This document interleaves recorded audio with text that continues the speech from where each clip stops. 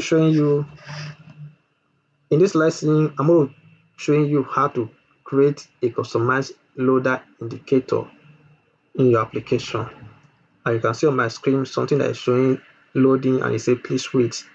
So I will also teach you how to create something like this that you can use in your web application, and it's a dynamic way.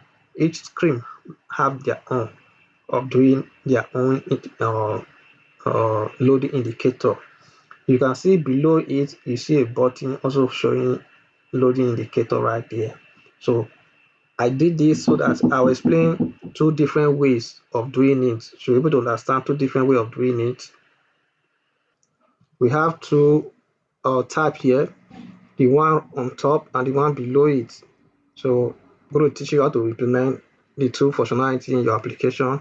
So you decide which one you're going to use. All right, decide which one you're going to use. You can use the upper method or the below method. Anyone you decide you can use. So this is what I'm going to teach you in this lesson. All right. So in our next lesson, I'll show you more other information that we are going to be taking you through or teaching you in this series.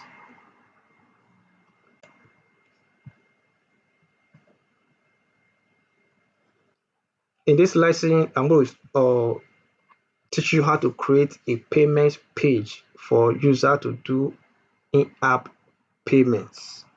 Okay, I will explain this to you so you understand what I mean.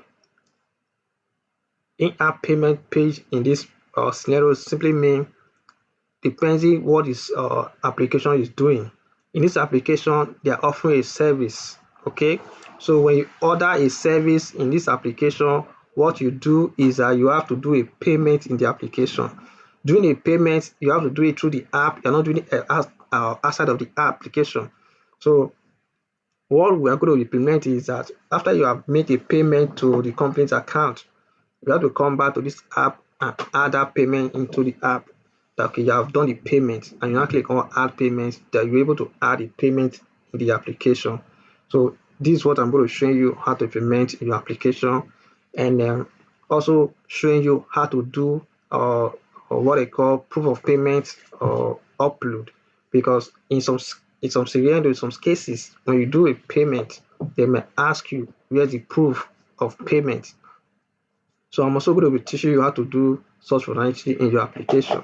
When you click on add payment, you're going to bring up a button sheet like I explained to you in a previous video. If you have not watched it, you go and watch it. I talked about how to implement a professional button sheet dynamic functionality. Okay, so you click on add payment, then you add the payment that you want to do, then you click on submit.